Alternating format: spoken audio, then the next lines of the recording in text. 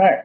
Hey, everyone. My name is Joseph or Joe Huberty, and today I'm going to be talking about the psychological side of playing soccer.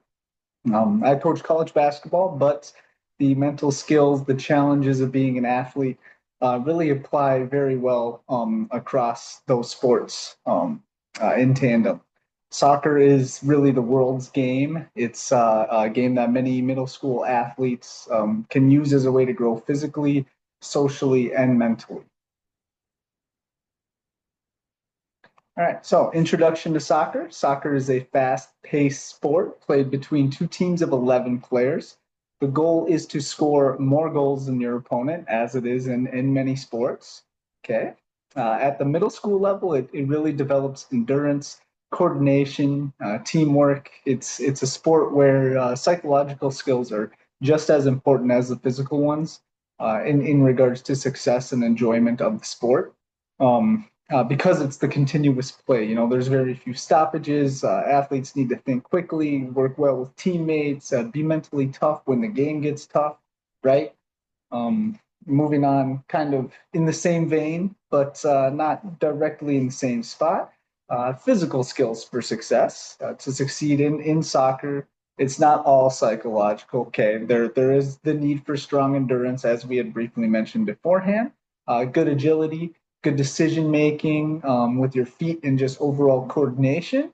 It's a game that rewards players who can run, change direction quickly, and stay balanced under pressure, right? Whether that's perceived or from actual physical pressure from defenders. At this age, kids are really still growing, and good fundamentals are really going to matter. All right. So now we get actually into the nitty gritty here. The psychological skills for success. What often separates good players from great ones are the mental skills, right? And this also applies here for soccer, especially at the middle school levels. Confidence, focus, communication, emotional control, and regulation. They're all going to be critical. Okay. Players are going to need to handle mistakes, stay locked in when they're tired, encourage their teammates, decision make under fatigue and pressure, and that's definitely going to be one of the biggest hurdles and something you don't get from a lot of aspects of life, right? Okay, moving on to similarities with other sports, right? So, like I had mentioned before, soccer is the world's game. It's very similar to a lot of other team sports in a lot of regards. Psychologically, it's a lot like other team sports like basketball and hockey. All three involve real quick decision making, just constant player movements, and then reading both your teammates and your opponents. So spatial relations comes into it as well. Players have to buy into a team identity. They have to understand their role within the group. Like basketball, there's a strong need for communication to make sure that everyone is on the same page at all times. All right, and moving to the flip side of that coin, differences with other sports. What makes soccer unique is just how little stoppage there is overall. It's the run time is kind of handled different than most sports, especially here in America.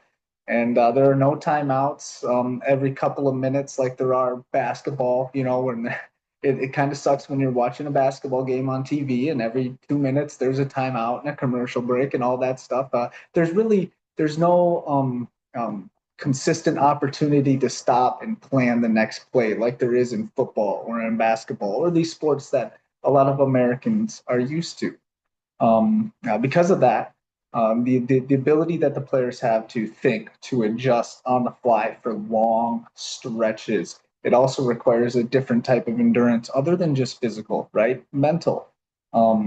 There's so much running, so little break. How can you stay locked in and stay focused on what's effective and what's pertinent to the moment at all given times throughout the entire game? Okay, it's a test of attention span as well, and one that I probably would have failed as a middle schooler myself. Moving on, benefits of soccer participation. Okay, so soccer has huge benefits for kids, especially at the middle school level. It builds cardiovascular fitness, excuse me, coordination, balance. Mentally, it teaches resilience, teamwork, communication. Players learn how to handle pressure, adversity, like we were saying before. This carries over into school and into life, right? Soccer can help with social skills. It can give kids a sense of belonging and then shared goals with their teammates and their friends. With that being said, however, like most sports or all sports, there are psychological risks. Burnout can happen. Let's just say it simply like that. If a young athlete feels too much pressure to perform, plays too many games without enough rest, there's a lot of different variables that go into it. But anxiety can come from fear of mistakes, right? Especially in positions like goalkeeper, for instance, where errors are very obvious to everybody that is that's spectating. Injuries can affect confidence, coaches and players, we really need to balance out competition with the fun and the supportive side. Okay, so that's going to be huge. Okay, in conclusion, some final thoughts. Soccer really is more than just a game. It's a great way for kids to grow mentally, physically, socially.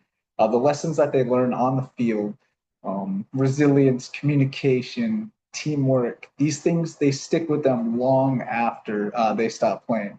And for parents, honestly, the best thing that we can do or that you can do is encourage your child, keep it fun, and support them through both the highs and the lows of the competition. Okay, make some memories for yourself, for your kids, and selfishly for the coaches too. All right. All right. All right. Just some references. If you have any questions, don't be afraid to follow up. And thank you for watching.